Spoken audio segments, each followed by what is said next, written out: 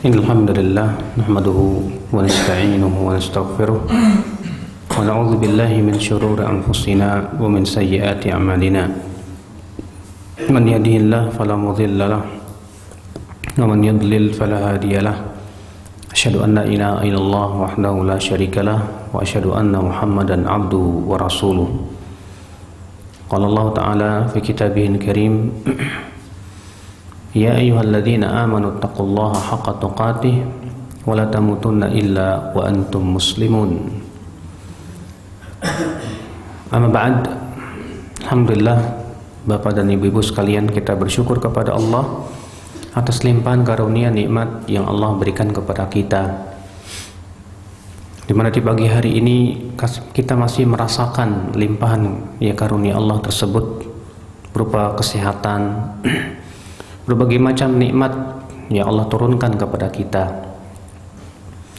Maka kita berusaha untuk bersyukur kepada Allah ya dengan sebenar-benarnya syukur, karena syukur adalah merupakan manzilah azimah, ya, kedudukan yang sangat tinggi di sisi Allah Subhanahu wa taala. Makanya Allah mensifati orang yang bersyukur itu sedikit sekali. Allah berfirman, wa qalilum min ibadiyasy syakur. Sedikit sekali dari hamba-hambaku yang bersyukur. Ibu-ibu dan bapak sekalian, kesehatan yang Allah berikan kepada kita akan ditanya oleh Allah Subhanahu wa taala. Rasulullah sallallahu alaihi wasallam bersabda, awwalu ma yuhasabu bihil 'abdu minan ni'mah as-sihhah. Kenikmatan yang pertama kali dihisab oleh Allah pada hari kiamat adalah kesehatan. Di mana kesehatan, ya, ketika kita tidak mempergunakannya untuk mentaati Allah, menjadi wabal penyesalan buat kita nanti pada hari kiamat. Banyak orang diberikan oleh Allah kesehatan, tapi dia sia-siakan untuk hal-hal yang terkadang kita lihat tidak ada manfaatnya. Maka kita berusaha semaksimal mungkin untuk memanfaatkan waktu-waktu kita dalam perkara-perkara yang itu sifatnya pahala. Rasulullah SAW bersabda, min husni islamil mar'i tarkuhu ma la ya'ni. Di antara baiknya keislaman seseorang, dia tinggalkan sesuatu yang tidak bermanfaat untuk hidupnya. Ibu-ibu dan bapak sekalian, sesungguhnya manusia yang paling dicintai oleh Allah adalah yang paling bermanfaat untuk manusia. Dan amalan yang paling dicintai oleh Allah adalah sururun tudkhiluhu ala qalbi muslim, kegembiraan yang engkau masukkan dalam hati seorang muslim. Semua ini kita berusaha untuk pergunakan dalam rangka bersyukur kepada Allah. Kita berpikir bagaimana kita melakukan hal-hal yang sifatnya bermanfaat. Maka dari itu ya akhi, ada beberapa di sana yang diingatkan oleh Al-Imam Ibnu Qayyim rahimahullah tentang perkara-perkara yang tidak bermanfaat, di mana orang yang tidak melakukan ini akibatnya dia tidak bersyukur kepada Allah. Apa itu perkara-perkara yang tidak bermanfaat? Yang pertama, kata beliau, ilmun la yu'malu bihi, itu ilmu yang tidak diamalkan. Ilmu yang tidak diamalkan tidak ada manfaatnya. Mengapa demikian? Karena setiap ilmu itu akan dimintai pertanggungjawabannya oleh Allah Subhanahu wa taala. Rasulullah sallallahu alaihi wasallam bersabda, la tazalu qadama 'abdin yaumal qiyamah hatta yus'al an arba. Senantiasa dua kaki seorang hamba berdiri pada hari kiamat sampai ditanya oleh Allah tentang 4 perkara. Apa itu? Yang pertama, ya, an umurihi fima afnah, tentang umurnya buat apa ia habiskan. Wa an syababihi fima ablah, tentang masa mudanya untuk apa dihabiskan. Wa an ilmihi ma amila bih, tentang ilmunya apa yang ia amalkan. Wa an malihi min aina iktasaba wa fima anfaqah, tentang hartanya, dari mana ia ambil dan untuk apa ia infakkan. Subhanallah. Ya, makanya Rasulullah SAW setiap paginya setelah salat subuh beliau berdoa, Allahumma inni as'aluka ilman nafi'a wa rizqan thayyiba wa amalan mutaqabbala. Ya Allah, sesungguhnya aku meminta kepada Engkau ilmu yang bermanfaat, ya rizki yang halal dan amalan yang diterima. Dan Rasulullah SAW berlindung kepada Allah dari ilmu yang tidak bermanfaat.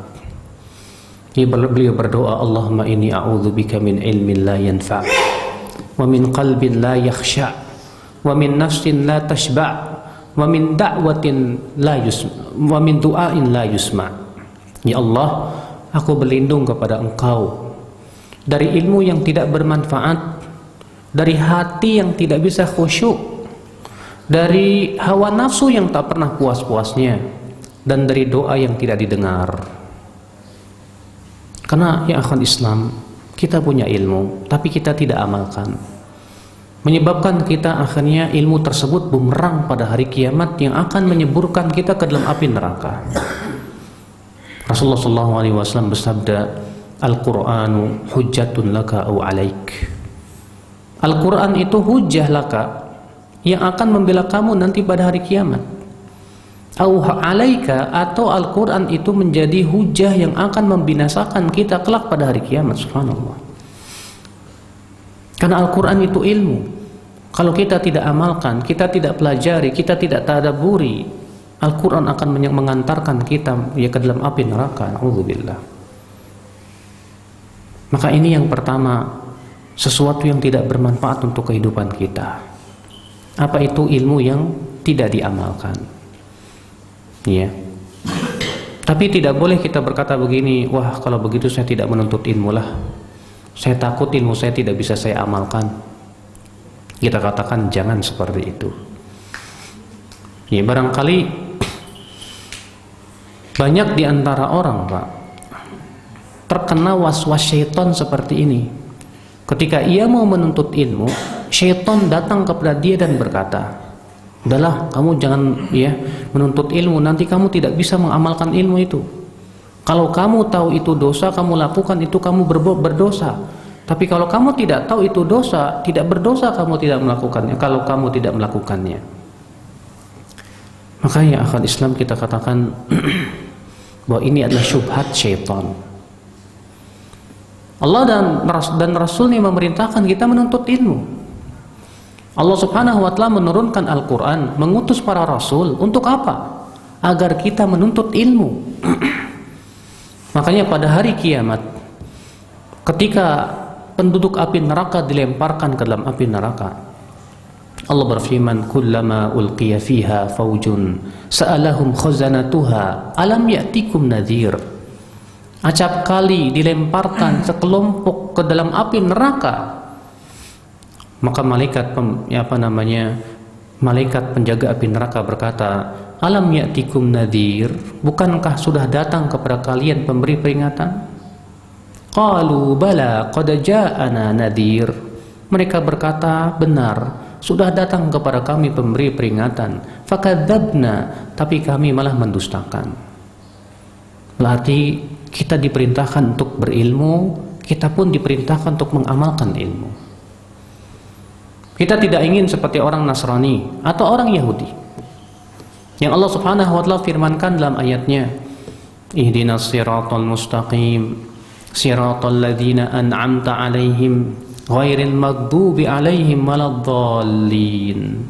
Ya Allah, berikan kami hidayah kepada jalanmu yang lurus, yaitu jalan orang-orang yang Engkau berikan nikmat atas mereka, bukan jalannya orang-orang yang dimurkai, dan bukan pula jalannya orang-orang yang sesat. Al-Imam At-Tirmidzi di dalam jami'nya meriwayatkan dengan sanad yang hasan bahwa Rasulullah SAW menafsirkan apa yang dimaksud orang yang dimurkai. Kata beliau, al-maghdub alaihim humul yahud. Orang yang dimurkai adalah orang Yahudi. Dan yang dimaksud dengan ad-dallin, yaitu orang yang sesat, itu siapa? Humun nasara, itu orang-orang Nasrani. Mengapa orang-orang Yahudi itu dibenci, Bapak sekalian? Orang-orang Yahudi dibenci dikarenakan mereka punya ilmu. Mereka tahu kebenaran. Mereka mengetahui tentang ilmu yang Allah turunkan kepada mereka. Tapi apa yang terjadi? Mereka tidak mengamalkan ilmu itu. Mereka tidak mau menerima kebenaran yang mereka tahu bahwasanya Nabi Muhammad adalah nabi terakhir dan itu tertulis di dalam kitab Taurat dan Injil. Tapi kemudian mereka tidak mau mengamalkannya, tidak mau beriman kepada Rasulullah SAW. Adapun orang Nasrani, humuddallin, ya, mereka orang-orang yang tersesat. Kenapa tersesat? Karena mereka rajin beramal tapi tidak berdasarkan apa? Kepada ilmu. Orang Yahudi punya ilmu tidak mengamalkan. Orang Nasrani rajin beramal tapi tidak berdasarkan ilmu. Akhirnya membuat ibadah yang tidak pernah disyariatkan oleh Nabi mereka. Maka kita umat Islam tidak boleh seperti Yahudi, tidak boleh pula seperti Nasrani. Umat Islam berusaha berilmu dan beramal. Makanya dengan ilmu dan amal umat Islam diberikan kejayaan oleh Allah. Allah berfirman, "Huwallazi arsala rasulahu bil huda wa dinil haqqi liyudhhirahu 'alad dini kullih." Huwallazi arsala rasulahu bil huda. Dialah Allah yang telah mengutus rasulnya dengan membawa huda. Apa itu? Hidayah ilmu. Wa dinil haq, dan din yang hak apa itu? Amal. Liyudhhirahu 'alad dini kullih, untuk Allah memenangkan agama ini di atas seluruh agama. Berkata Syekh Abdurrahman As-Sa'di, ya, dalam ayat ini Allah menyebutkan bahwa Allah memenangkan agamanya dengan dua, dengan ilmu dan amal. Makanya setiap kita kaum muslimin, bapak dan ibu-ibu sekalian, berusaha untuk menuntut ilmu, mempelajari Al-Quran dan hadis dan mengamalkan dalam kehidupan kita sehari-hari. Jangan seperti orang Yahudi yang pandai, dia berilmu, tahu dia tentang ilmu tapi dia tidak amalkan. Atau seperti orang Nasrani yang mereka rajin beramal tapi mereka tidak di atas ilmu. Ikhwatul Islam, azani Allah wa iyyakum. Maka ini adalah yang pertama, kata beliau, yang tidak ada manfaatnya, yaitu hati yang ilmu yang tidak diamalkan. Yang kedua, yang tidak ada manfaatnya. Apa itu? Amalun la ikhlasulah wala mutaba'ah. Amal yang tidak ada keikhlasan dan tidak sesuai dengan contoh Rasulullah sallallahu alaihi wasallam, tidak sesuai dengan tuntunan Rasulullah sallallahu alaihi wasallam, maka amal itu tidak ada manfaatnya. Ada orang beramal mengharapkan apa? Mengharapkan pujian manusia. Ada orang beramal mengharapkan apa? Mengharapkan kehidupan dunia. Percuma, dia tidak akan diberikan oleh Allah ya pahala sedikit pun juga. Allah berfirman, "Man kana yuridul hayatad dunya wa zinataha nuwaffi ilaihim a'malahum fiha wa hum fiha la yubkhasun." Barang siapa yang menginginkan kehidupan dunia dan perhiasannya, kami akan berikan apa yang diinginkan dari amalannya tersebut tanpa dikurangi sedikit pun juga. Ulaika alladzina laisa lahum fil akhirati illa an-nar. Mereka itu tidak akan mendapatkan apapun dalam kehidupan akhirat kecuali api neraka. Wa habita ma sana'u fiha wa batilum ma kanu ya'malun. Dan batalah perbuatan mereka dan sia-sia amalan mereka itu. Kita terkadang motivasi kita dalam beramal dunia. Saya mau sholat tahajud biar rezeki saya lancar. Jadi akhirnya motivasi sholat tahajud kita rupanya motivasi duniawi, Pak. Padahal seseorang yang motivasi amalannya adalah dunia, itu menyebabkan amalan tersebut tidak diterima oleh Allah Subhanahu wa ta'ala. Al-Imam At-Tabrani rahimahullah meriwayatkan dalam kitab Al-Mu'jamul Kabir bahwa ada seorang laki-laki datang kepada Rasulullah dan berkata, "Ya Rasulullah, wahai Rasulullah, ara'aita rajulan goza yaltamisul ajra wa yaltamisul dzikra. Bagaimana pendapatmu tentang orang yang berperang tapi niatnya dua?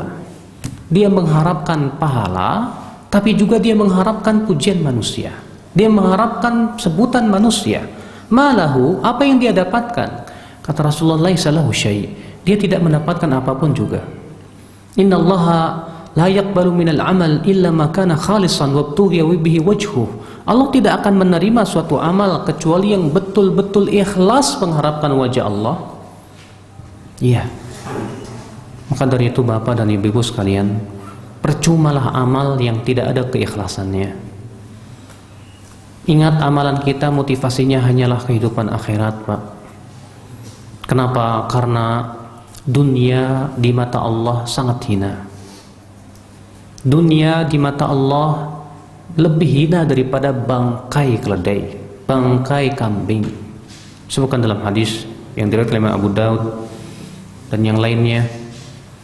Suatu ketika Rasulullah SAW berjalan dengan beberapa sahabat lalu melewati bangkai anak kambing yang telinganya putus. Lalu Rasulullah SAW mengambilnya dan berkata, siapa yang mau membeli bangkai ini dengan harga 1 dirham? Apa yang terjadi? Maka para sahabat berkata, wahai Rasulullah, kalaupun itu anak kambing ini hidup, kami tidak mau membelinya. Karena telinganya putus, cacat, bagaimana ia sudah menjadi bangkai? Maka Rasulullah bersabda, la dunya ahwan indallahi min hada. Dunia itu lebih hina di mata Allah daripada bangkai ini. Subhanallah, ternyata dunia itu hina di mata Allah. Dan amalan saleh itu mulia di mata Allah. Maka orang yang menginginkan dari amalan soleh yang sangat mulia ternyata sesuatu yang hina berupa kehidupan dunia, Allah tidak ridha itu. Maka amalan soleh itu, Pak, yang paling berhak untuk kita harapkan bukan dunia, tapi yang lebih mulia dari dunia, apa itu? Surga Allah Subhanahu wa taala. Makanya ikhwatul Islam azani Allah, Al-Imam Ibnu Abdul Bar meriwayatkan dalam Jami' Bayanil Ilmi wa Fadlih, dan hadis ini sahih dengan jalan-jalannya. Wa Rasulullah sallallahu alaihi wasallam bersabda, man kanat hammuhu dunya, siapa yang niatnya mengharapkan dunia, farraqallahu alaihi syamlah, Allah akan cerai beraikan urusannya. Wa ja'ala al-faqra baina 'ainaihi, Allah akan jadikan kefakiran itu di pelupuk matanya. Wa lam ta'tihi minad dunya illa ma kutibalah, dan dunia tidak akan mendatangi dia kecuali yang dituliskan saja untuknya. Wa man kanat hammuhul akhirah, dan siapa yang niat dia kehidupan akhirat, dia beramal hanya mengharapkan kehidupan akhirat, mengharapkan keridhaan Allah, tsabbatallahu alaihi amrah, maka Allah akan kokohkan ya urusannya. Wa ja'alal ghina fi qalbi, Allah akan jadikan kekayaan di hatinya. Wa atathu dunya wa hiya raghimah, dan dunia akan mendatanginya di dalam keadaan dunia itu terhina di matanya. Subhanallah. Maka dari itulah betapa mulianya ibu-ibu dan bapak sekalian, orang yang beramal saleh mengharapkan wajah Allah. Betapa mulianya orang yang beramal saleh mengharapkan kehidupan akhirat. Kata Ibnu Qayyim, jadi amal yang tidak ada keikhlasannya tidak ada manfaatnya. Demikian pula amal yang tidak sesuai dengan tuntunan Rasulullah pun tidak ada manfaatnya. Bukankah Rasulullah SAW bersabda, man amila amalan laisa alaihi amruna fahuwa raddun. Siapa yang beramal dengan suatu amalan yang tidak ada di atasnya perintah kami, artinya tidak diperintahkan oleh kami, fahuwa raddun, maka itu tertolak, kata Rasulullah SAW. Ingat Bapak Ibu, agama kita ini sudah sempurna. Bukankah Allah Ta'ala berfirman, al-yawma akmaltu lakum dinakum wa atmamtu alaikum ni'mati wa raditu lakumul islam madina. Pada hari ini aku telah sempurnakan untukmu agamamu.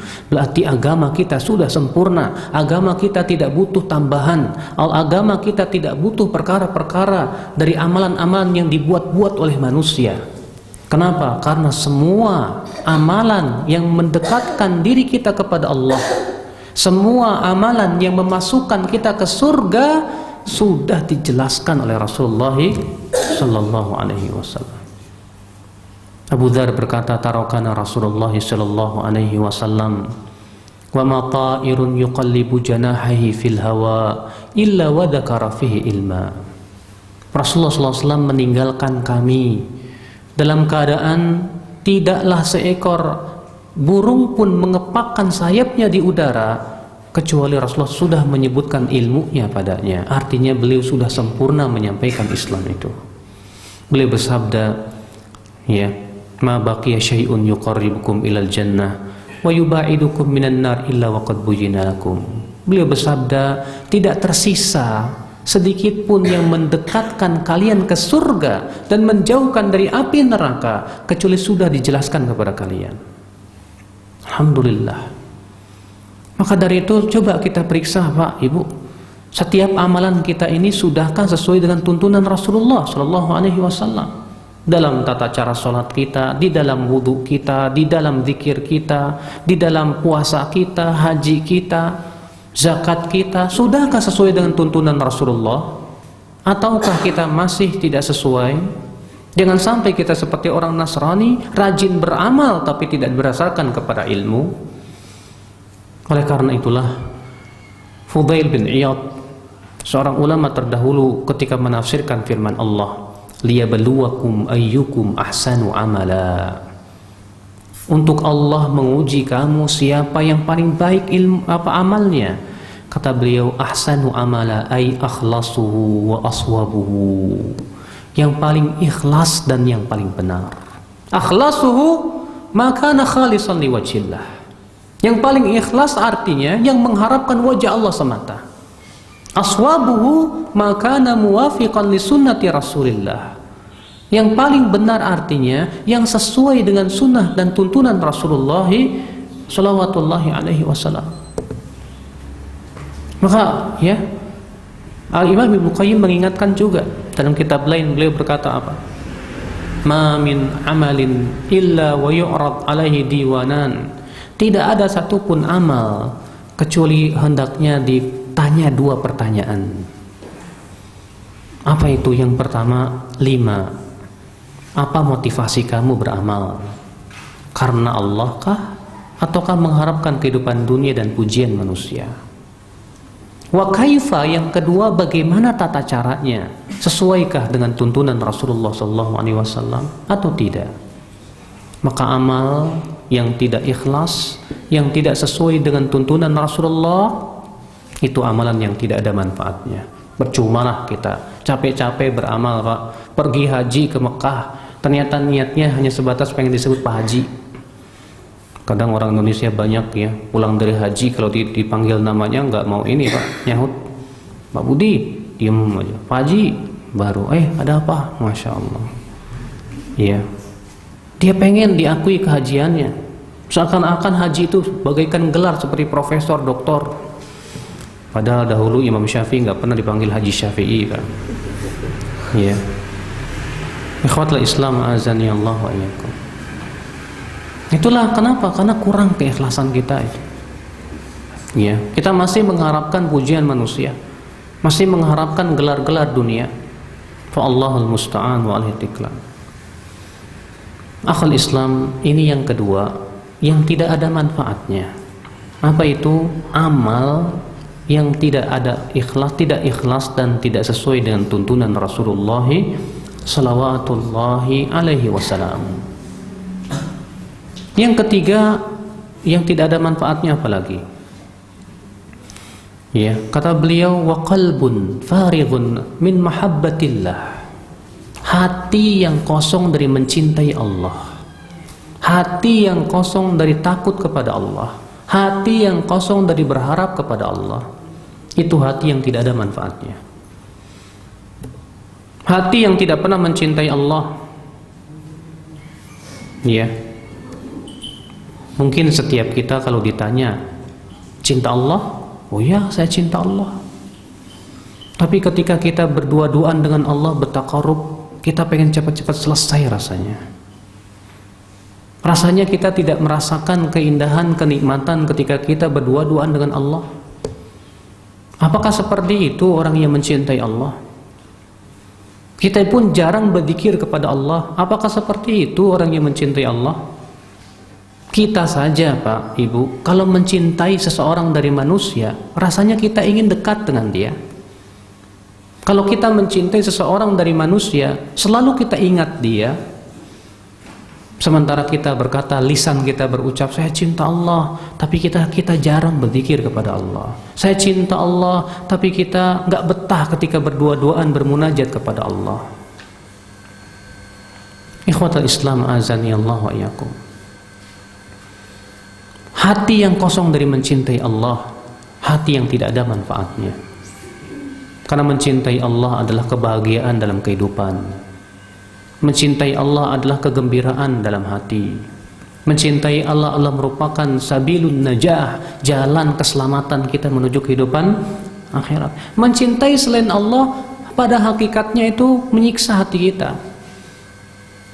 Ya, Bapak, Ibu-ibu kalau mencintai sesuatu, ya, cinta sama mobil atau cinta sama sesuatu atau seseorang, kita tersiksa dengan mencintai sesuatu itu.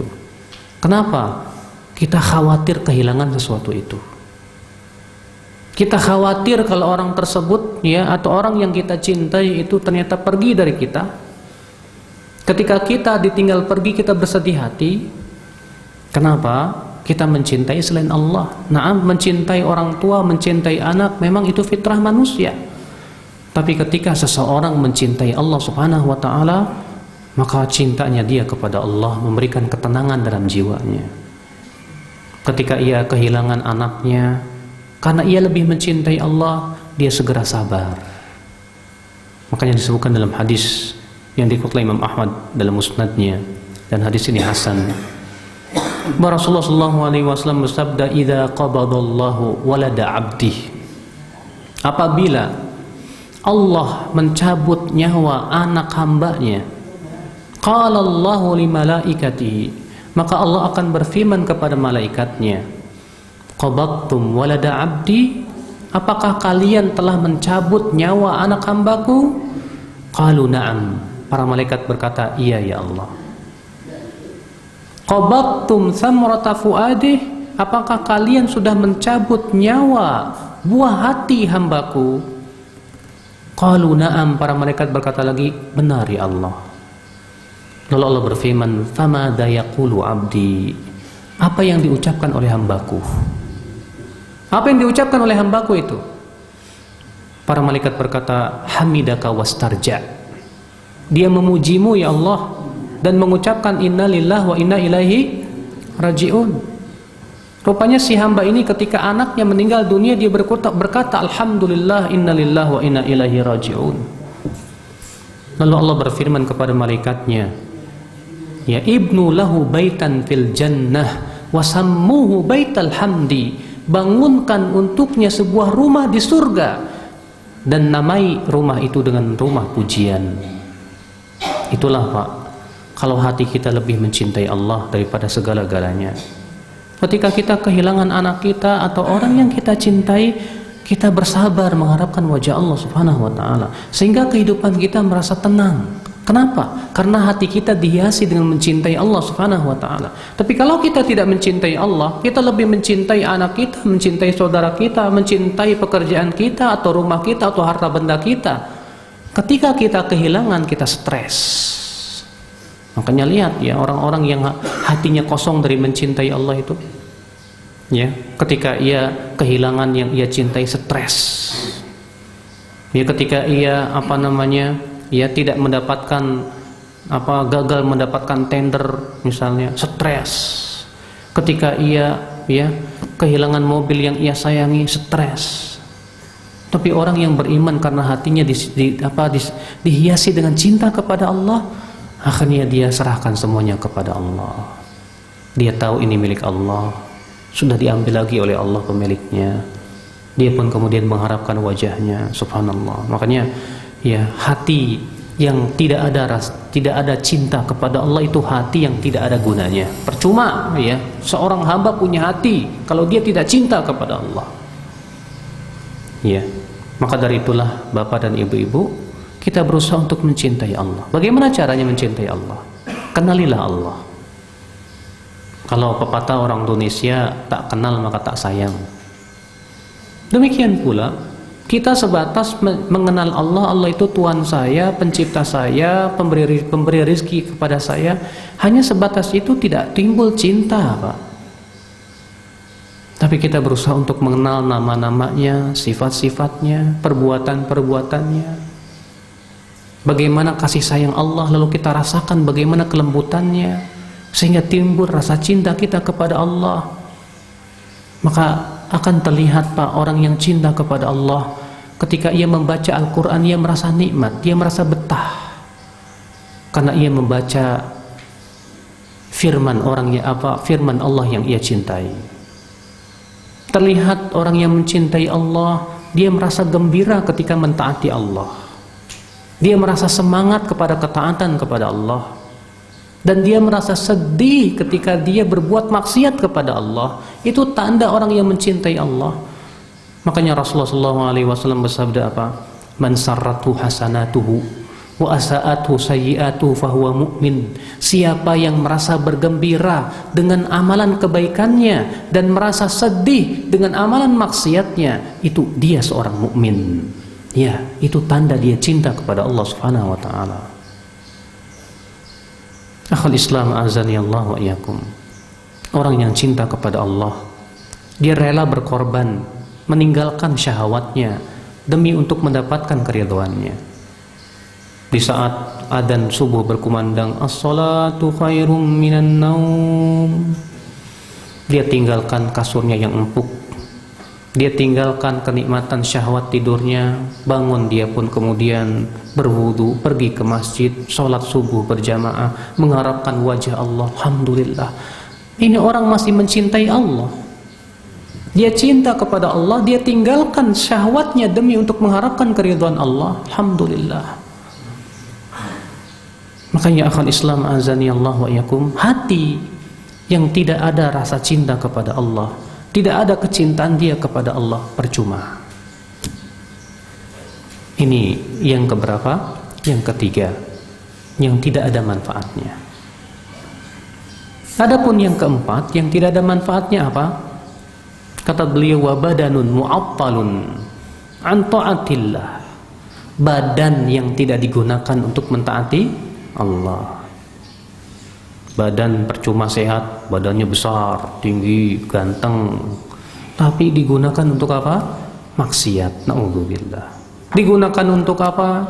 Cuma mejeng di tempat, di pinggir-pinggir jalan, begadang semalam suntuk, tidak ada manfaatnya. Buat apa punya badan yang gede, yang besar, yang sehat, kalau ternyata tidak digunakan untuk mentaati Allah? Tidak ada manfaatnya badan seperti itu, Pak. Makanya lihat, Pak, orang-orang munafik di zaman Rasulullah SAW itu badannya Masya Allah besar-besar. Makanya Allah mengatakan, mensifati orang-orang munafik dalam surat Al-Munafikun apa? Wa idza ra'aitahum tu'jibuka ajsamuhum. Apabila kamu melihat mereka, maka badan mereka membuat kamu kagum. Kenapa? Orang munafik itu badannya bagus-bagus, tapi hatinya kosong dari mencintai Allah. Tapi badannya tidak digunakan untuk mentaati Allah Subhanahu wa ta'ala. Mendingan kita kurus tapi kita gunakan untuk apa? Mentaati Allah. Ya, daripada orang yang gemuk tapi tidak digunakan mentaati Allah. Disebutkan dalam hadis Rasul sabda, yu'ta yaumal qiyamah birajulin dhakhmin. Nanti pada hari kiamat akan dibawa seorang laki-laki yang badannya besar, kemudian ditimbang, ternyata tidak lebih berat dari sayap seekor nyamuk. Ya, makanya pada hari kiamat yang menentukan bukan badannya yang besar, Pak. Kalau di dunia, ya siapa yang badannya gede, dia yang paling berat timbangannya. Tapi di akhirat yang paling berat timbangannya, yaitu yang banyak amalnya. Suatu hari para sahabat melihat Abdullah bin Mas'ud sedang naik apa? Naik pohon kurma. Terlihat betisnya kecil. Maka para sahabat mentertawakan Ibnu Mas'ud. Lalu Rasulullah bersabda, "Apa yang kalian tertawakan?" Kata para sahabat, kata para sahabat, "Kami mentertawakan betisnya Ibnu Mas'ud, ya Rasulullah. Kecil sekali."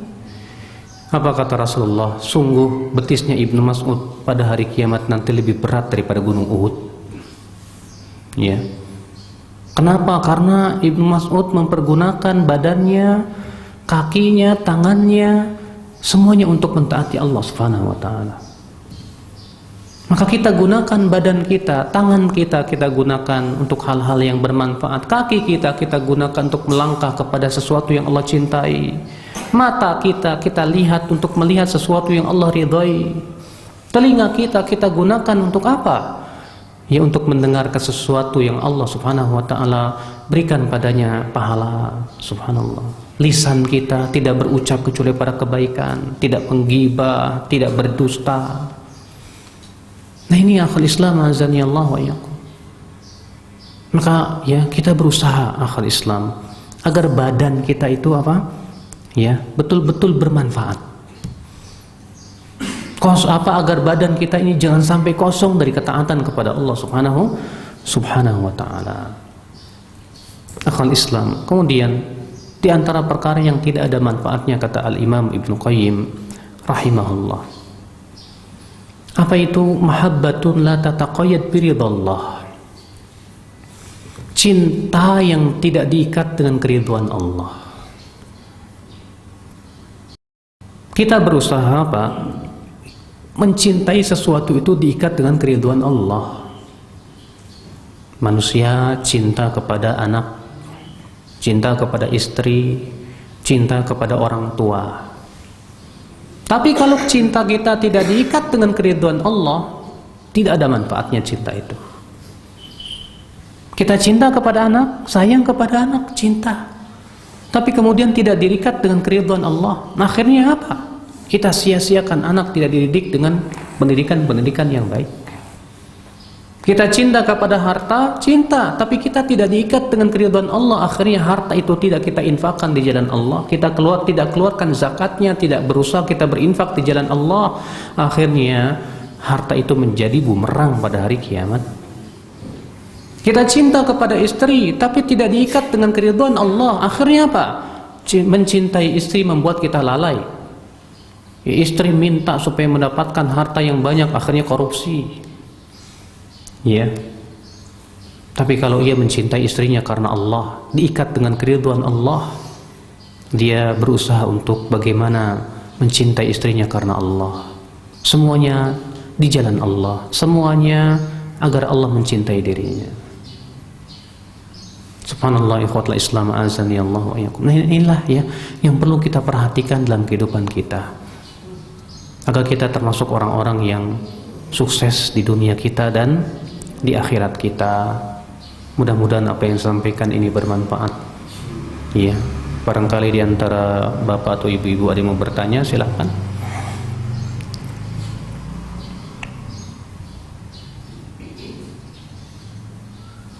Ada yang bertanya, silakan.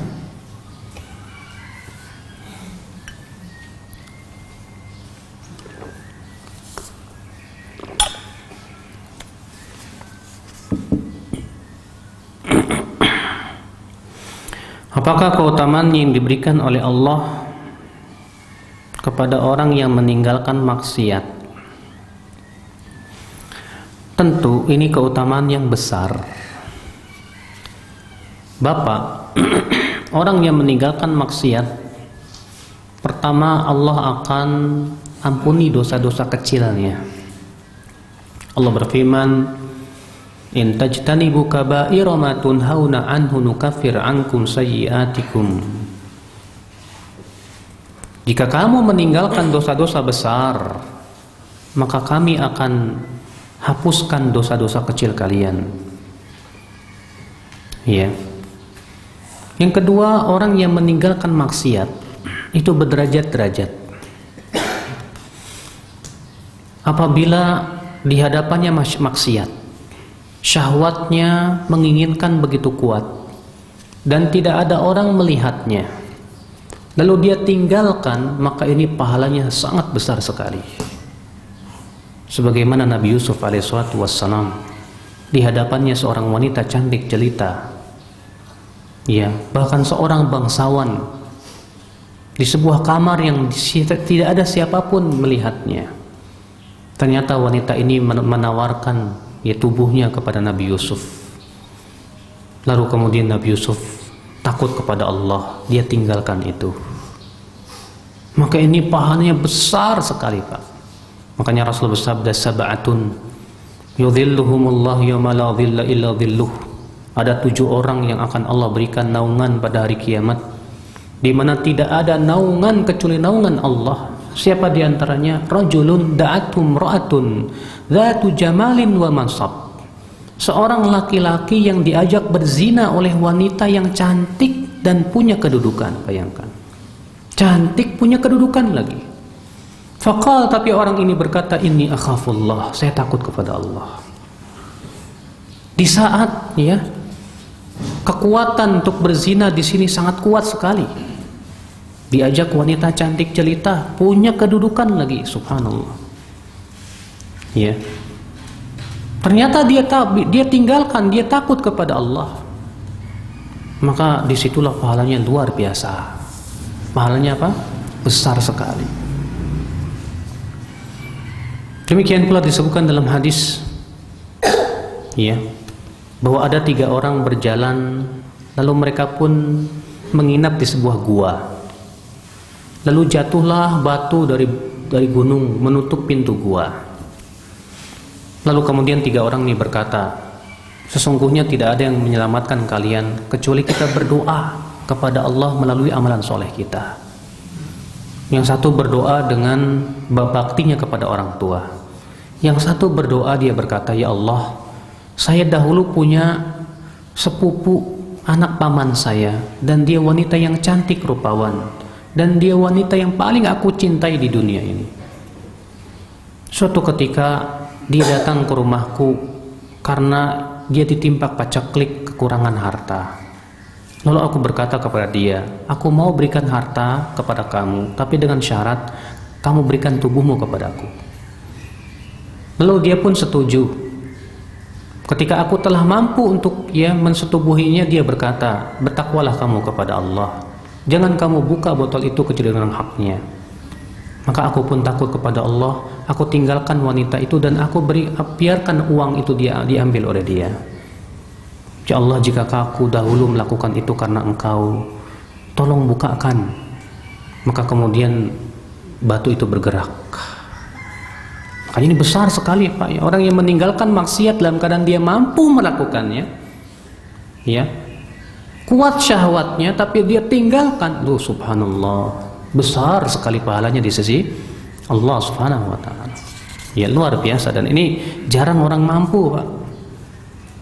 Ya, makanya terkadang ada orang kalau di depan orang meninggalkan maksiat, tapi ketika sendirian, wah, berat sekali di situ.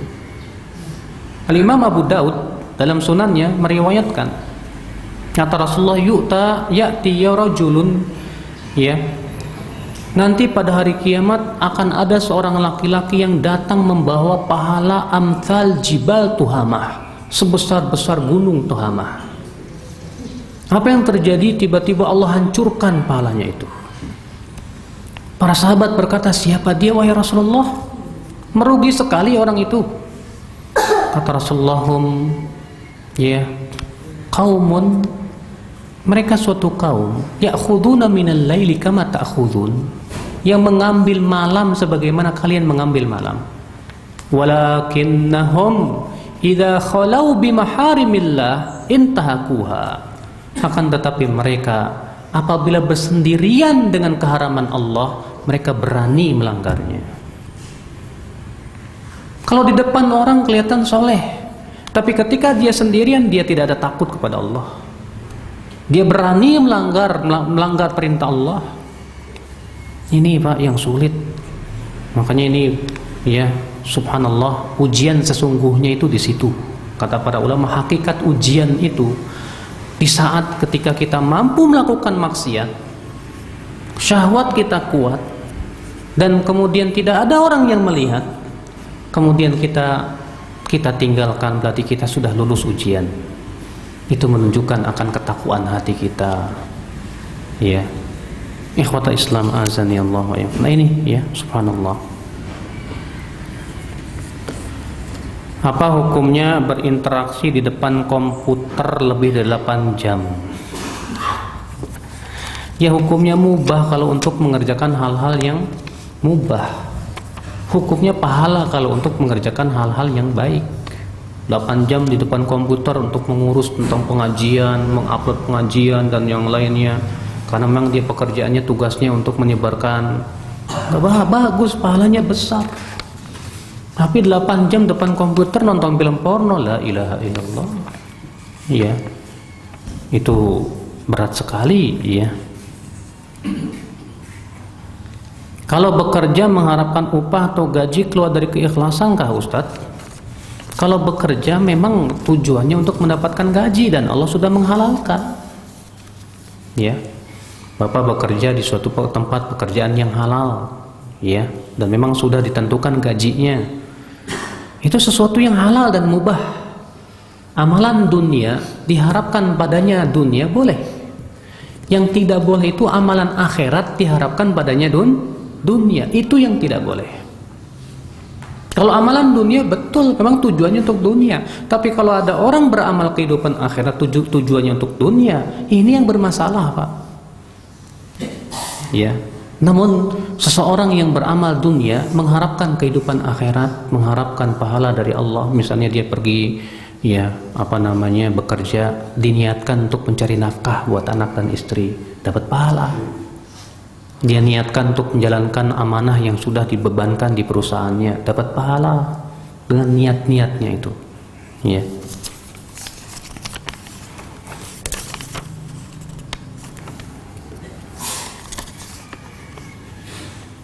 Bolehkah berdoa meminta kehidupan dunia? Kalau berdoa memang tempatnya minta.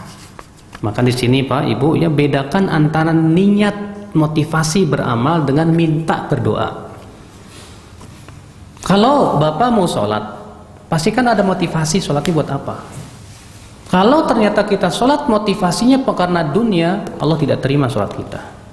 Tapi ketika kita sholat lalu kemudian di waktu sujud kita berdoa, ya Allah berikan aku rezeki yang banyak. Ya, kalau doa memang tempatnya minta, Pak, silahkan. Ya, kita berdoa di waktu malam setelah sholat tahajud, ya Allah berikan kepada saya anak-anak yang soleh, rezeki yang panjang.